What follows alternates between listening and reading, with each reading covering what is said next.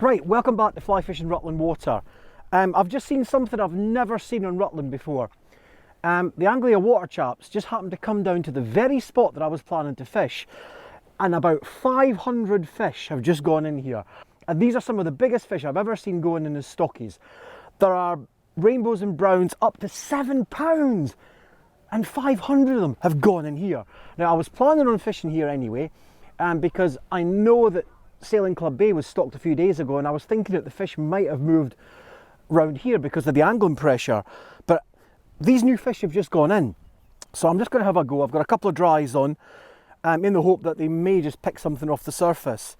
And to be fair, some of the guides have been catching stockies quite happily, so if it's good enough for them, it's good enough for me. It's been hard this year, so I think I maybe deserve to have a spot where I can catch a fish without too much trouble, and this may be it. So I'm just going to throw a couple of dries out, let them sit on the surface, and see if the fish will come and play. Now, what's really intriguing is I've never seen a stocking on Rutland Water before, and I watched all these big fish go in, and the big ones immediately went out into the deeper water. Saw them 200-300 yards out almost instantaneously. So the big ones want to go into that deep water. Some of the smaller ones hung around, but to be fair, there weren't many small ones. I think the smallest fish I saw was around the £2 mark. Now, I don't know if I'm going to get anything in here, but it was just so much fun seeing the fish actually go in. I've never experienced it before. I was actually helping, get some of the fish to actually want to go out into the water, because the water they come in the stocking van is very, very cold, and the water in the reservoir is quite warm, so there was a bit of warm water shock the fish were getting as they went in. So let's see if we can get one. There should be some in the area. I'm going to start with dries, and then I'm going to put something a little bit uglier on, and we'll just see what happens. The fishing's been really tough. I had some people make comments on the channel asking if I was okay, because I hadn't posted any videos for a while, but the weather's just been so changeable. I have not been able to find a spot where I really was confident that I could catch in a 2 to 3 hour session. I've actually set up a Facebook page called Fly Fishing Rutland Water, and that's really taken off. It's got nearly 1,400 subscribers now, and it's turned into really quite a good source of information for local anglers, but also for people that are visiting. And I'm really chuffed, because you kind of feel that you're putting something back, that you've tried to create a space where people want to share information, and that's got to be a good thing. Now let's see if we can get... Now, these are supposed to be stupid stockies. Now I can guarantee you that what's going to happen is I'm not going to catch a blooming thing. But like I said, I'm just happy to have been down and actually seen a stocking in action, because I've never seen that before. I've got a suspender gold ribbed hare's ear and a suspender CDC.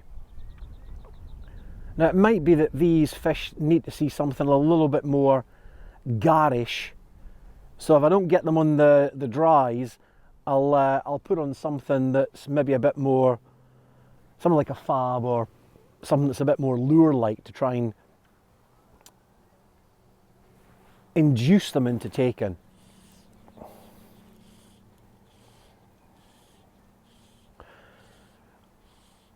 I mean, I know if I chuck a lure on and pull it back that they're going to take that bit. I've got the 5-weight rods, so I'm not really kitted up for heavy fishing. And I didn't bring a reel for the 6-weight, so I'm totally undergunned today.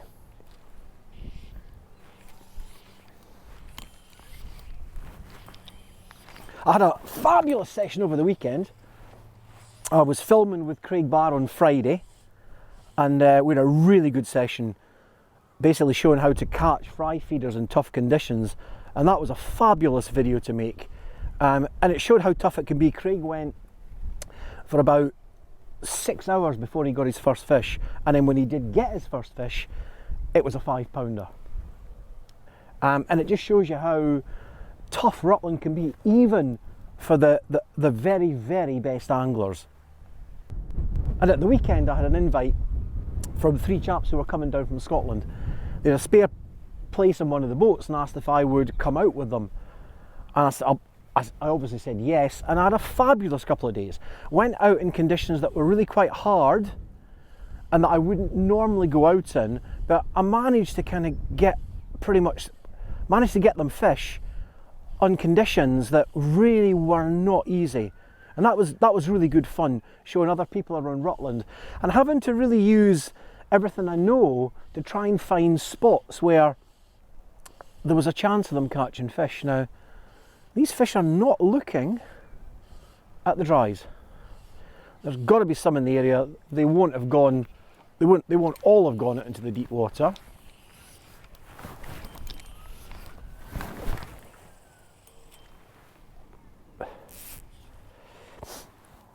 I should actually put something on that looks like a trout pellet, maybe well, I've got a gold rib hare's ear suspender on, which looks like something like that.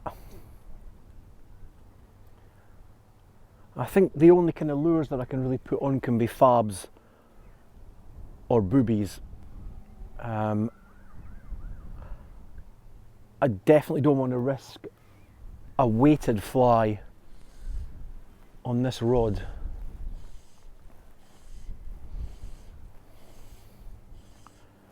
Just pulling the dries across the surface. The other thing about freshly stocked fish is they're not feeding, they're kind of lost, they're just trying to find their way around. There's one just off the corner. Now that's where they stocked. They stocked actually round from the point into that corner area.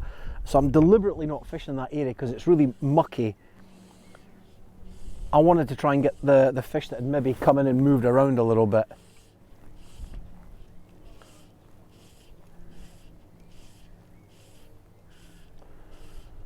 But they are not looking at these dries. I'll give it one more cast with the dries and then I'm going to put something a little bit more designed for catching the stockie's eyes. No problem with distance with a 5-weight as usual. So I really do apologise for not putting out so many videos. I'm going to try and get another couple done. I'll be out filming next week and it should be interesting because I've got Craig actually who will be off camera this time. He's going to be acting as a guide and we're going to try and see how having a guide helps a knowledgeable local improve their catch rate. So that should be quite a bit of fun. So that's coming up. Then I'm going to do another video with Craig in a couple of weeks time, so that'll be on Craig's channel, not mine. I posted the first couple of videos on my channel, but good as Craig is, I was getting a lot of feedback that people actually, even if I wasn't catching fish, they kind of have got used to seeing me on my channel, which is kind of humbling.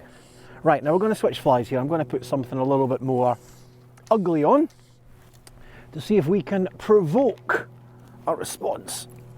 So I'm going to put one of those, the ginger growler, as I call it, on. Right, so I'm going to try this booby that's half imitative, and then I'm going to put a fab just above it. So we've got a nice bright fab and a kind of half imitative booby. We'll see if they can drum up some interest. I mean, the obvious thing to put on would be a humongous, but like I said, I don't want to try a weighted fly on this rod. It would just be my luck that I would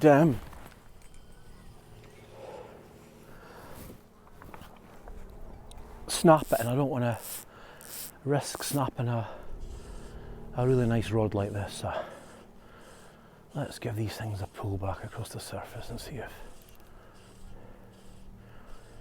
the fish react.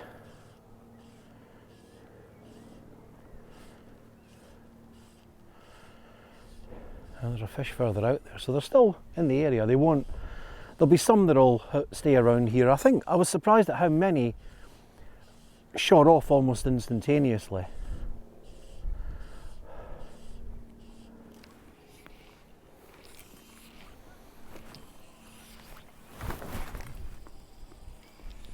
I've never actually fished for stockies that have just gone in before, so I'm kind of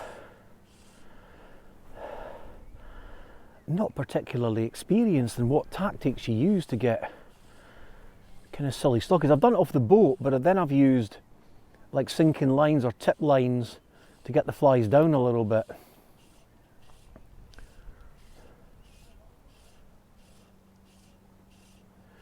I may risk a damsel on the point or something a little bit more gearish.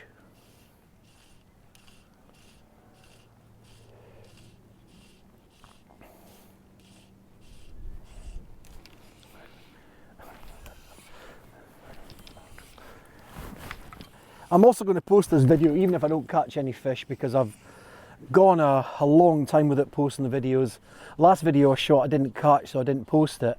But actually it was not a bad video because I actually got a Spitfire on camera, which I thought was a bit of a result. So I'm going to pop the Spitfire in this video because that was the highlight of that particular day.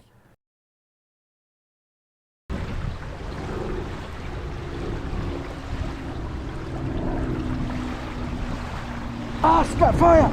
Spitfire! Woohoo! Unmistakable sound of a Spitfire. Woohoo! It's a nice spot to fish in this wind. As usual, I'm only down for about an hour or so.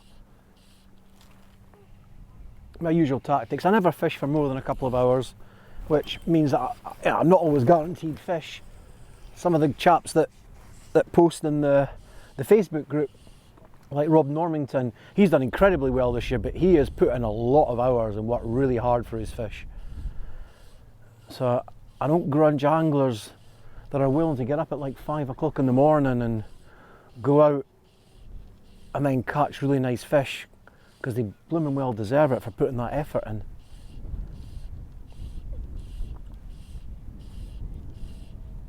I think we may have to go down a little bit. I may have to risk a weighted fly on the point, I think. Take the flies down a little bit. Maybe these fish are, because they've just gone in, they're not sitting on the surface or feeding, or not actively feeding on the surface. It'd also be nice to see if this, how this rod will manage a weighted fly.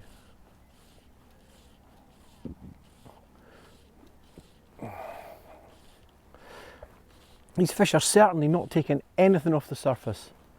Completely ignored anything that I've put past them on the surface. I'm going to try something different now. I'm going to try a couple of dowelbacks.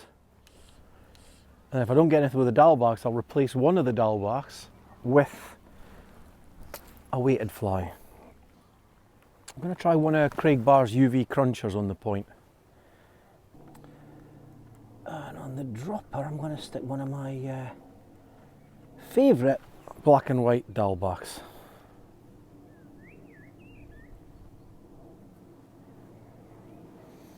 I'm just going to let these sit, fish them static and see if the fish will come and take something that looks a little bit more imitative just a bit further down.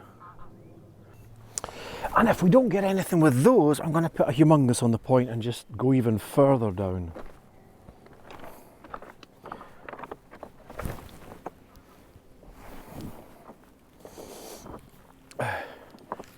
That's one of the fish that's gone in. Oh, good 500 yards out. They've really moved out very fast. Must be the attraction of the deeper water. Right, let's just try these two dowelbacks and just let them sit in the water. Let them just sit static.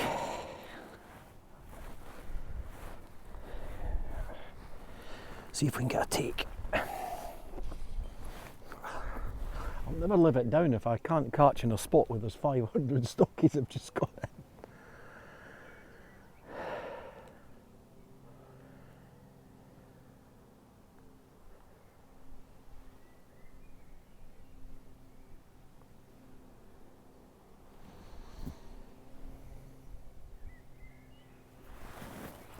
Now there's a boat down there catching. He's obviously got some of the ones that have scattered a bit further out.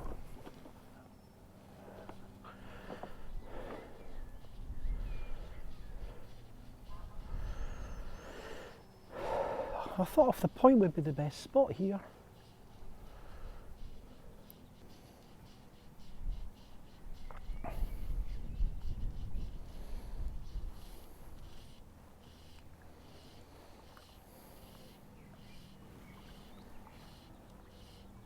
sun's probably not helping.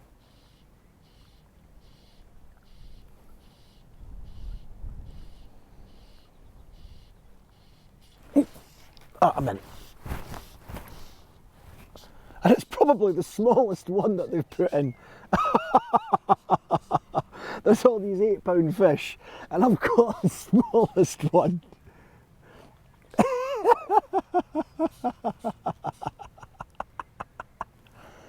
Oh my goodness.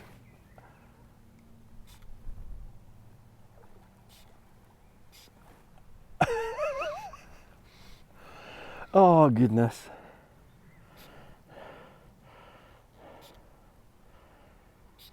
I don't know.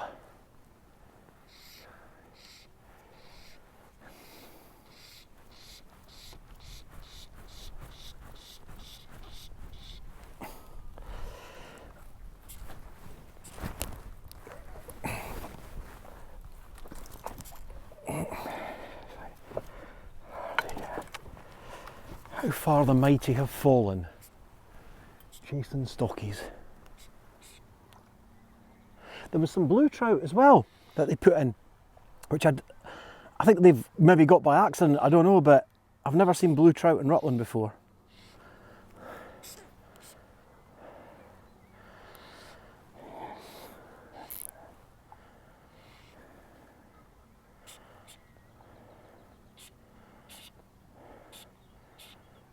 Now actually I think this is a feat, when you see the size of some of these stockies that have gone in, to have managed to catch one of the very smallest one, I think is a massive achievement.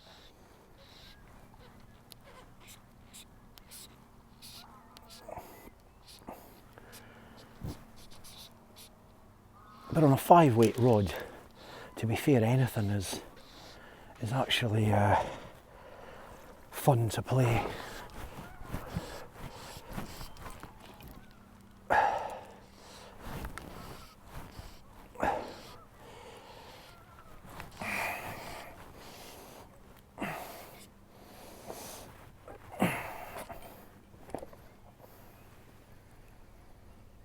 It's going to go back anyway, so I don't know why it's making such a fuss.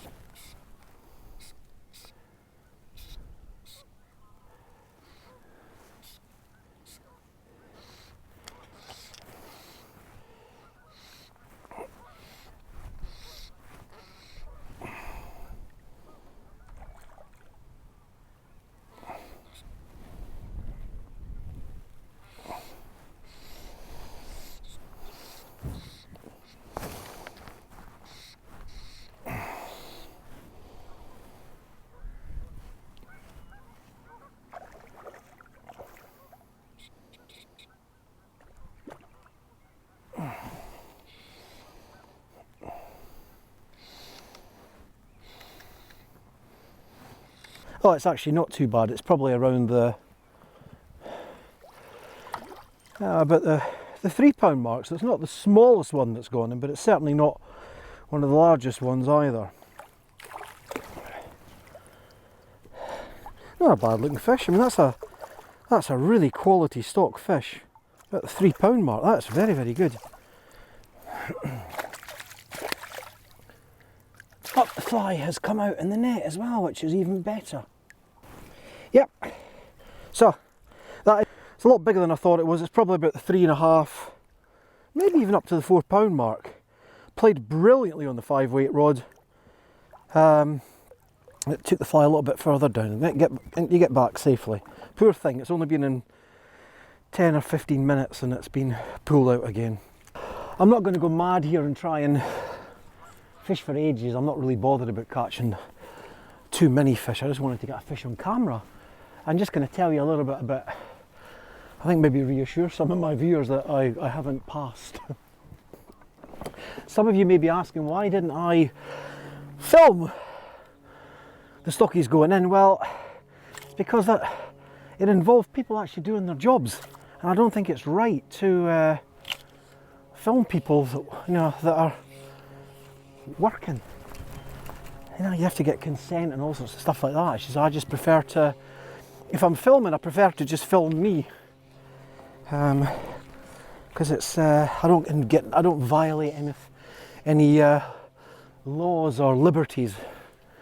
I have given myself permission to be filmed. Let that swan get out of the way.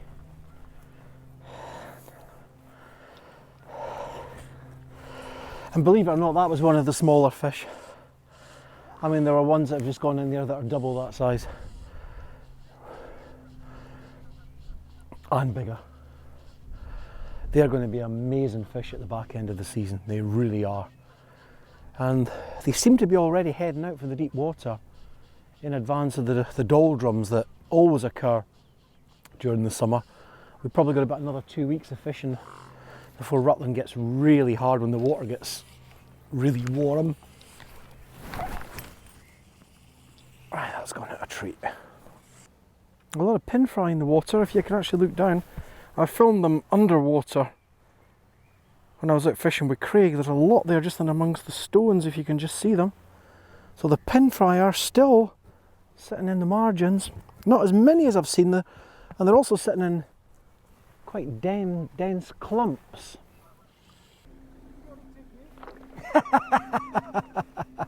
Stop it, I can't turn around and talk to you. I had one of the small ones about I got a tiddler of about 4 pounds. Cheers. That's the warden's coming round to check how I'm doing. Right, I'm running out of battery, so I'm going to wrap up here and say thanks for coming out fly fishing on Rutland Water with me. Today was fabulous. I've never experienced a stocking before, and I've never experienced a stocking of fish like that. I did manage to catch a fish, but it was probably the smallest one, or one of the smaller ones that they put in today. But I think the quality of those fish that have gone in must bode well for the back end of the season. Those things are going to be enormous by the time we get to proper time in September and October. So if you've liked this video, please make sure you hit the like button, and I would be delighted if you would subscribe to the channel to see more of my fishy adventures. Thanks for watching.